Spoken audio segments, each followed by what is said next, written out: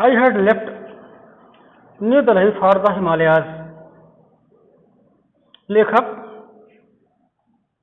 William सी Douglas नई दिल्ली से हिमालय की यात्रा आरंभ किए। I was going as far as Bareilly by train and then by car to Ranikhet. लेखक बरेली तक रेलगाड़ी से और उसके बाद कार से रानीखेत तक पहुंचे। An old British Army hill station located on a 6,000 foot rise opposite a 120-mile stretch of snow-capped Himalayas, जहां उन्होंने एक अंग्रेज सैनिकों का पड़ाव देखा जो बर्फ से ढकी हुई हिमालय की चोटियों पर 6,000 फीट की ऊंचाई पर 120 मील दूर तक फैला हुआ था। द ट्रेन वॉज स्लो, रेलगाड़ी धीमी गति से चल रही थी। And it stopped at all the way station, और यह रेलगाड़ी आने वाले समस्त स्टेशनों पर रुकती थी। At every stop I swung open the door of my compartment and walked the platform. जैसे ही रेलगाड़ी स्टेशन पर रुकती थी, लेखक अपने डिब्बे की खिड़की को खोलकर बाहर प्लेटफार्म पर आकर टहलना शुरू कर देते थे।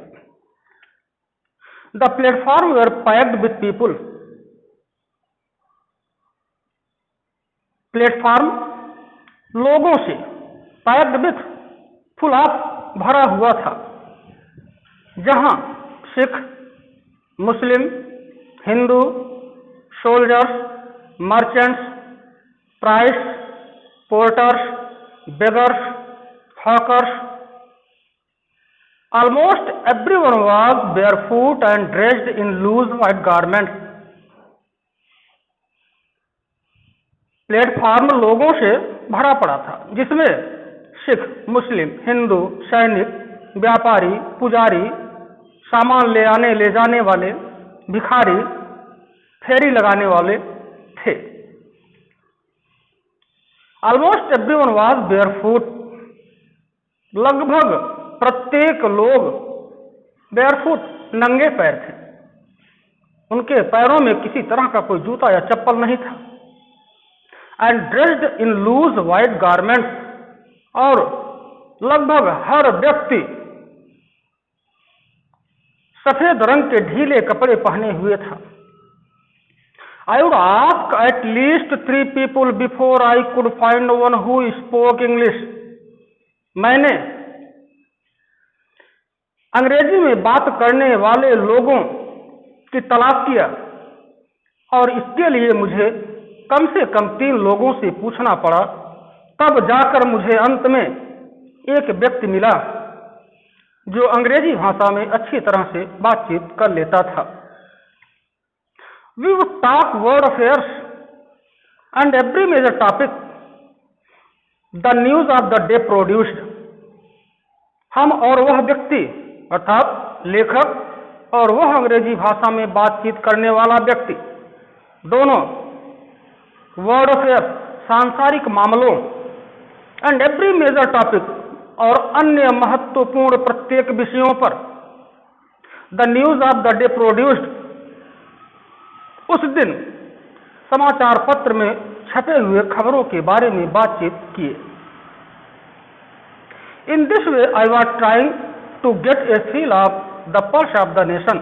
इस तरह से बातचीत के माध्यम से I was trying to get, मैं जानने का प्रयास कर रहा था, a feel of the pulse of the nation, भारत के, राष्ट्र के भावनाओं के बारे में। पल्स ऑफ द नेशन, राष्ट्र की नब्ज टटोलना या राष्ट्र की भावनाओं के बारे में।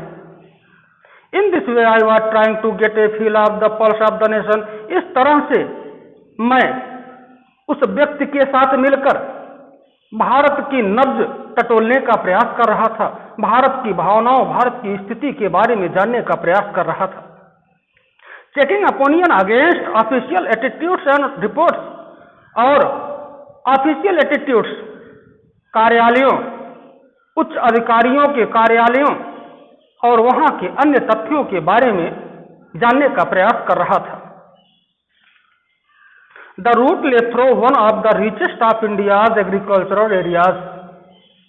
जिस रास्ते से होकर रेलगाड़ी चल रही थी वह रास्ता richest of India's agricultural areas, वह भारत के कृषि प्रधान क्षेत्रों से होकर जाता था। This was the plain of the upper Ganga river. यह गंगा नदी के ऊपरी सतह पर समतल मैदान था। 1000 feet above sea level but tropical, जो कि समुद्र की सतह से 1000 फीट ऊंचाई पर स्थित था, लेकिन उष्णकटिबंधीय था, शुष्क क्षेत्र था।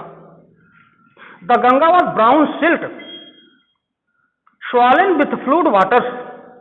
गंगा में भूरे रंग की बालू, स्वॉलन विथ फ्लूड वाटर्स, पानी की बाढ़ के साथ इधर उधर उभरी हुई थी।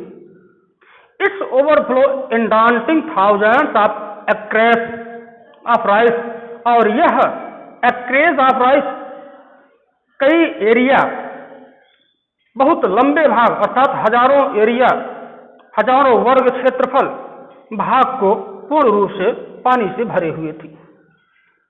To the north where jungle great expanse of grass. उसके उत्तर में जंगल थे,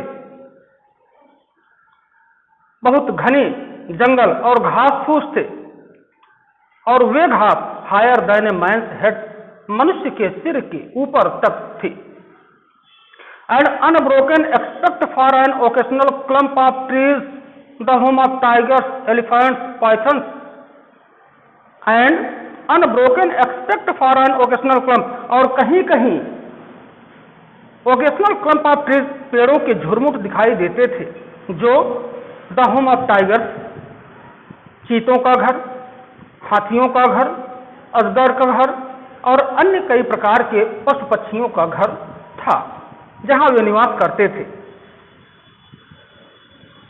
नेक्स्ट वीडियो अगले दिन।